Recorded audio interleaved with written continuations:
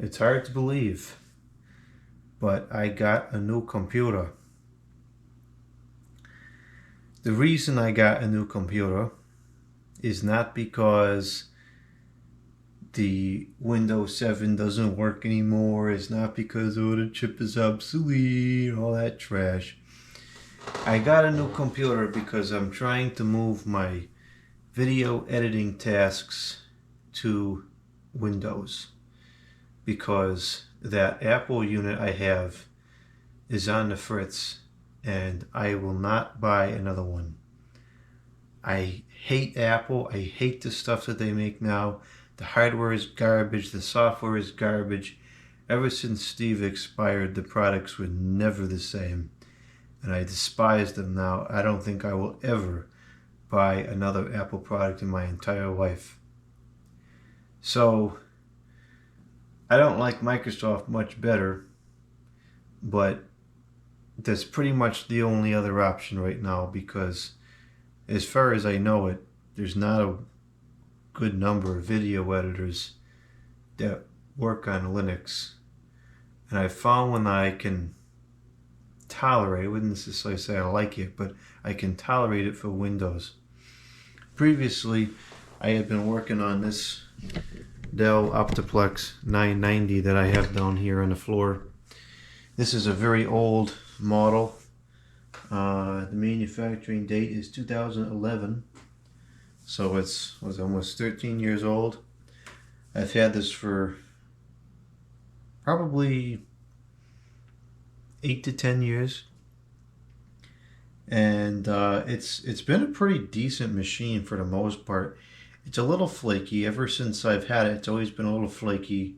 Certain keyboards it doesn't like to cooperate with and so forth, which I don't quite understand. But I put a card reader in there, and I put a USB 3 card in the back and a graphics card in the back, and that machine is still 100% usable today. I run a Windows 7 on there and Windows 8. It would take Windows 10 and run like a dream, and I suspect it would probably take Windows 11 if you play with it enough, and it would probably work just fine. And that might be an experiment for someday in the future.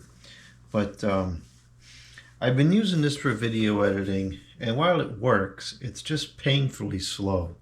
You know, it may take 4 to 5 hours to render a lengthy film, which it does the job. There's no reason I can't click on save and then go to sleep and upload the video in the morning.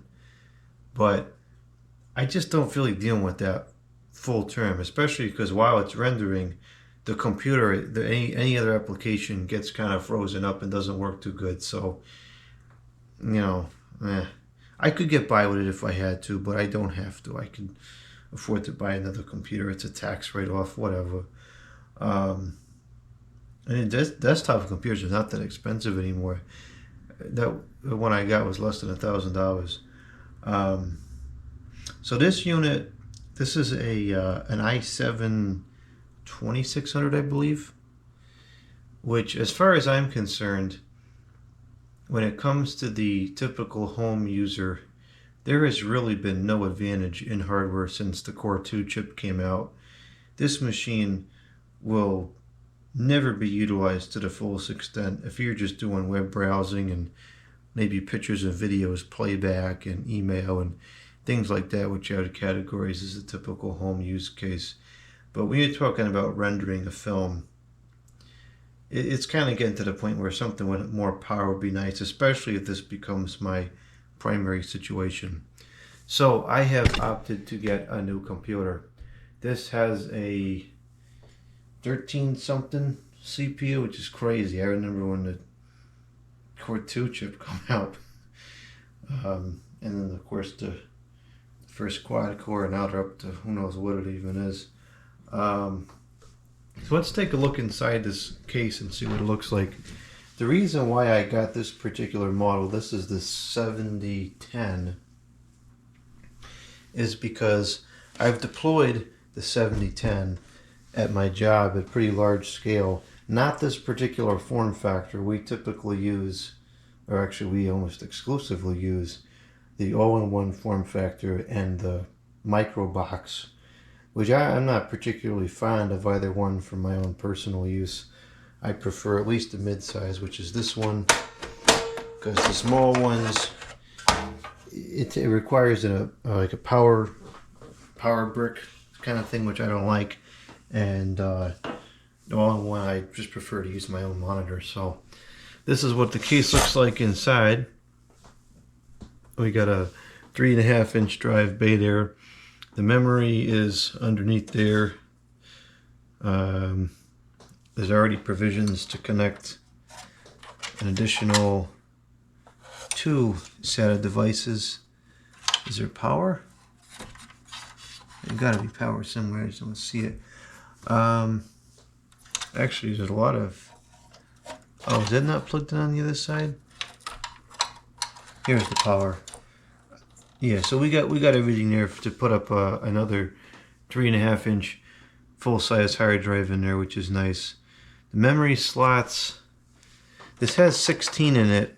It would have cost an additional $300 something to get 32, which I would have preferred, but that's just ludicrous. I'll just buy it later. Let's see if I can figure out how to get this out. I've never worked on one of these before. Okay, that's that. Now this, I believe that this whole assembly should come out as well.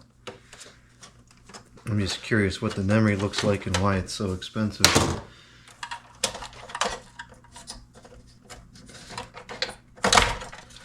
Okay, so we've got, so that's one 16 gigabyte chip. I'm not going to pull it out right now. It doesn't say what it is. But it's got to be, it says it on the other side. Yeah, it's a 16 gigabyte chip, so in theory, I guess you could put 64 in there. Now, well, that's kind of weird. Where is the storage? Because we have one M2, two M2s, but they're both empty, so where the storage drive is? What the heck? Oh, there it is. That's, I guess that's the hard drive now. Huh, wow. That's a 512. Which I only got 512 because I can put a 3.5 in here, which I have plenty of on hand for doing videos. Actually, I probably would have been okay with 256, but the price differential wasn't that much, and if I decide to do a Linux or something on here, I'm going to want to have the additional storage. So the case is pretty easy to work with. Same toolless design. Well, the design's slightly different, but it's the same toolless concept that Dell has had for ages.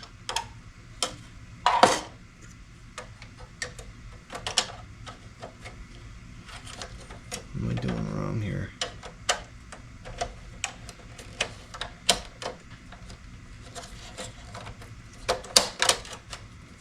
Okay. That's pretty simple. We got the fan, it's a Foxconn fan. I guess there's only one fan. And then probably a fan in the power supply. The power supply is likely a proprietary size. But it is what it is. So not a bad design. I kind of like the case design. So let's take a look at what ports it has. I'll shut this up. I don't want to go in here too much because it's super dry in the house right now. And there is a lot of static electricity floating around. So on the back we have 3 display ports. I could have gotten a VGA port on there. It would have cost $12 extra, but the option was at least there. 2 configurable ports. And I believe this can drive 3 screens at once. It is only onboard graphics, but those graphics have become so powerful at this point. That's really all that you need. We have audio out, 6 USBs, 4 of which are USB 3, and Ethernet. So we no longer have PS2, which kind of stinks because the best keyboards were PS2. But I mean, at this point, hardly anybody uses PS2 anymore. Yeah, I mean, DisplayPort's pretty standard nowadays, so that's that. It's got wireless, which I don't need, and then a standard AC power cord down there. On the front, we have an additional 3 USBs, only one of which is USB 3. We have a USB-C port, which I don't have any use for at the moment. And I could have gotten a card reader. I don't know why I didn't do that. I think I'm going to order one. I have this USB one here. I guess that's why I didn't want to spend the money on it. But I think if I like this, and this is what I'm going to use long term, I'm going to go ahead and order the expansion slot for the card reader. And then there could be a fatality here in the sense that we only have audio out. Where the heck is the audio in? It's possible that that port can be used for both. I won't know until we go in there and try to do a recording and can't get the microphone to work. Because my microphone... oh. Well, quite possibly that won't be a problem. Okay, maybe that won't be a problem. I don't know. Well, let's get this thing set up here. And then I'm going to go through the setup on video because I'm just curious what the out-of-box experience is, because I don't know. You know, when I work with this stuff in the commercial environment, it's very different. And I think that I might unintentionally bypass a lot of the annoyances that people complain about when I build the images and so forth. So we're going to do a complete out-of-box setup here. It is supposed to be Windows Professional, which I got because that's just what I've always used. That's what I'm accustomed to, and there's a couple of features I use that don't exist in the home version. Not many of them, but just a few. So I've got one DisplayPort plug and one HDMI plug. I gotta see if I have another display cord. I couldn't locate another display cord quickly, but I did find a DisplayPort to DVI, which we can use to accomplish the same purpose. I know I have display cord somewhere downstairs, so I'll dig through the assortment some other day when I have more time. But for now, we'll just take this HDMI cord out. This is a General Electric branded HDMI cord, which is kind of weird.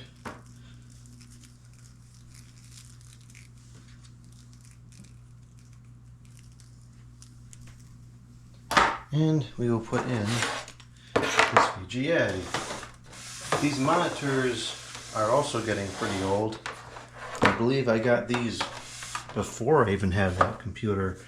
Because I did. Because I used to drive these with my old Optiplex 745 back in the Windows XP era.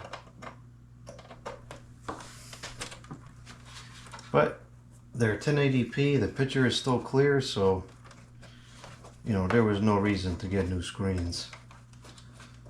Oh, they're not 4K. Ah! Oh, wow. Neither is most everything else yet. And not only that, YouTube barely takes 4K. Right? It might upload it, it might process, but it doesn't really like it at all. So I don't see a reason to upload in 4K yet. Maybe someday, but not today, not tomorrow, probably not next year or next decade even, I don't know.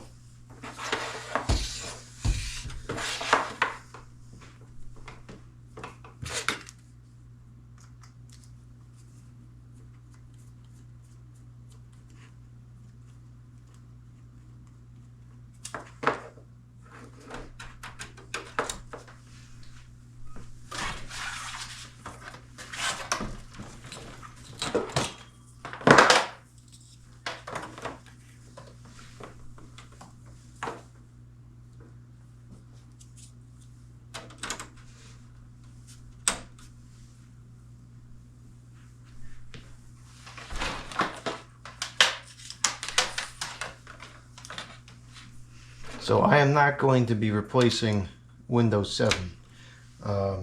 what I'm gonna do, at least for the rest of the winter, because it's usually cold in this room and I don't spend a lot of time in here besides just to make the video.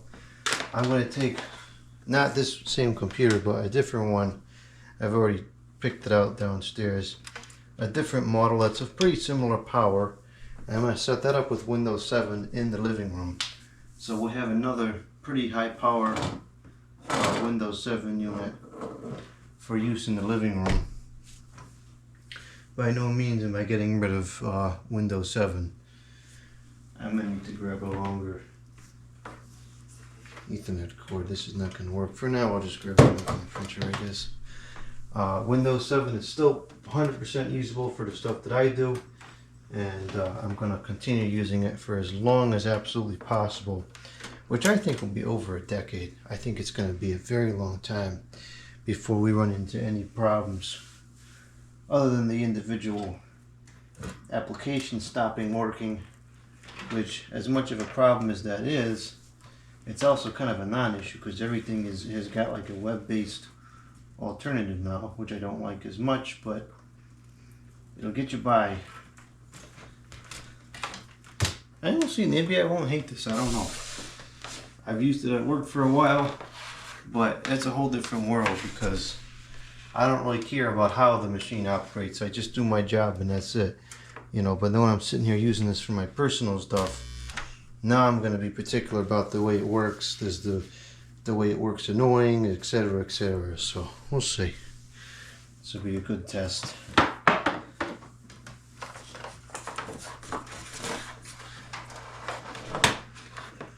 Alright, here's the power cord. This should be the last item. Of course, it's now pointing the wrong direction.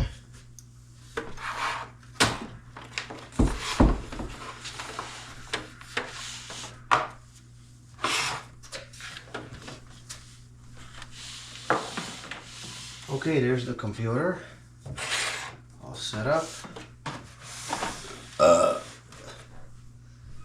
Put the computer screens back. Now I'm going to leave the Ethernet cord unplugged until we get further on in the setup, because from my experience it will kind of let you get around the stupid account stuff if there's no network connection. Okay, screens are already on. Here we go. It's kind of noisy.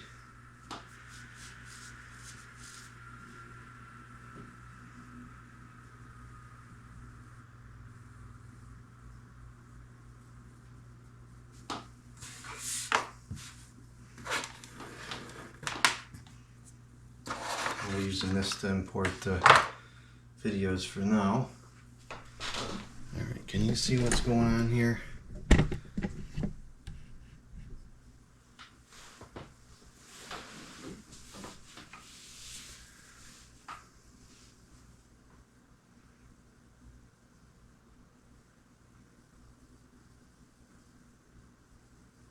Well, this is exciting.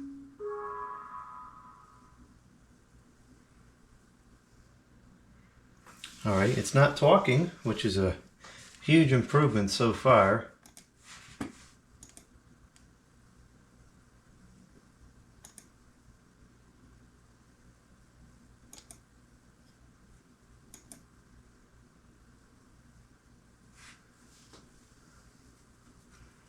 Okay, so it's not letting me proceed. So I'll plug in the Ethernet cord reluctantly.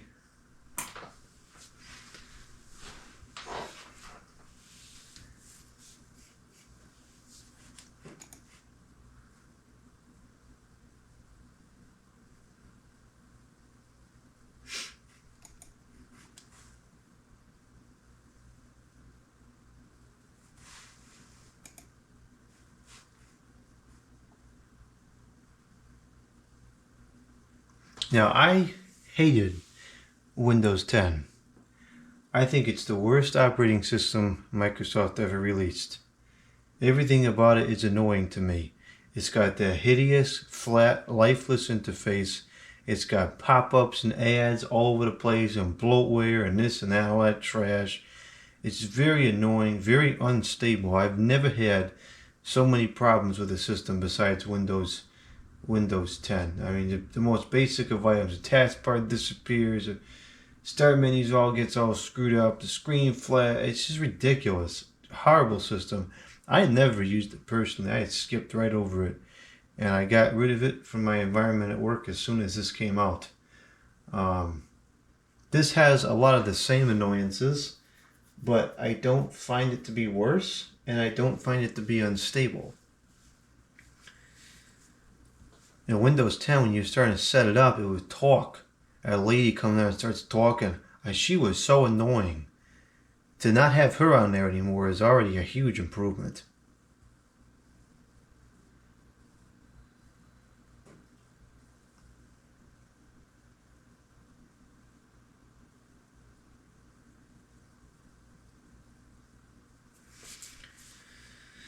Okay, so I'm supposed to read all this and understand it.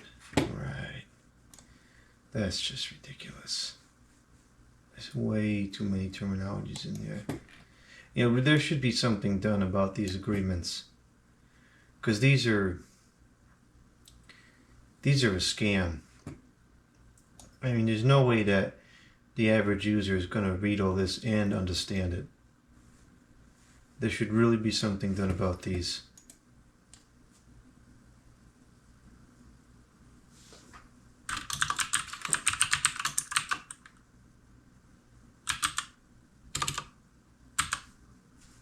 Actually, no, we'll call this, we'll call it the Optiplex 7010.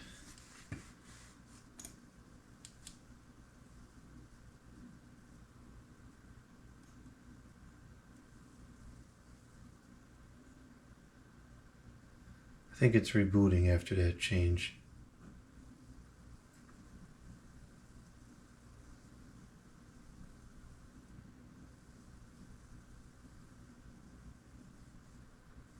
This is taking a long time. The older versions were certainly a lot quicker to set up than this.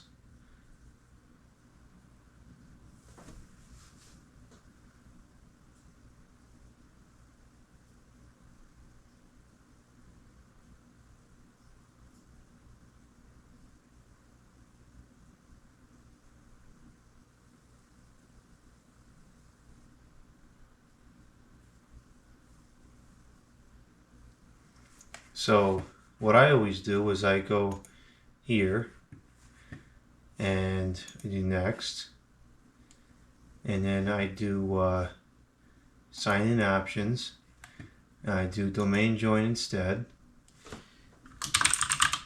and I can get around that with no problem. So I don't quite understand. Maybe it's different with the home version. That could very well be, because I think the home version does not have domain functionality. It could be that the home version does not allow you to do that, but professional does. So if you're really bothered by the account thing, just get a professional version. If you already have Windows 10 professional, you have Windows 11 professional. It's the same license code. Okay, so this is doing some updates now. We're going to just cancel this out for now. We'll finish it later. That's fine. I can do it tonight.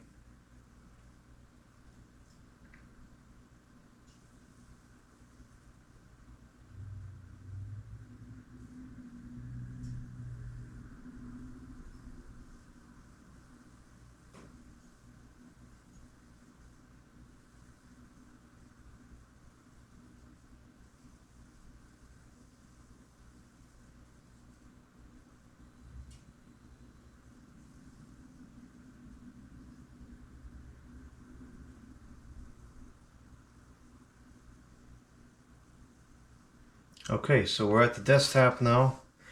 It's all set up. To me, that was substantially less painful and less annoying than Windows 10. This is stupid. I don't know why it has to have all this trash on there. A spinning logo would have been just fine, like it used to be. But now it's got to put all these words on the screen. But anyways, so that's that. I'm gonna put a couple programs. I'm not a very software intensive person. I only use a handful of programs.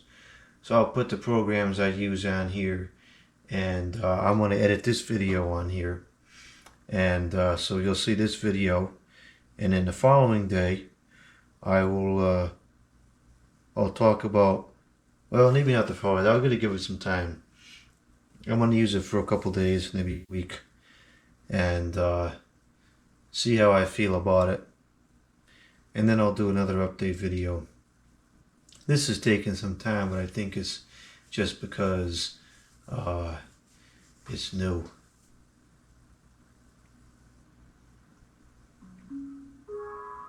It's got that tacky sound on there, but there we go.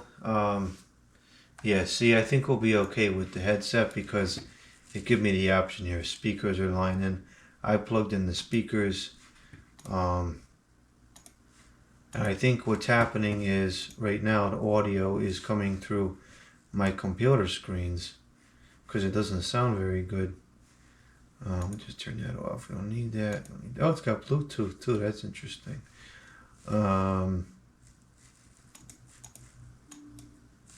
Yeah, see, it's going through the displays right now. Oh gosh, we'll change it to speakers. There we go. Now it's coming through speakers. So that's that. It's set up. We'll see. So far, I really don't think it's that bad, but I'll spend some time with it, and then I'll update my opinion after I've worked with it for a while.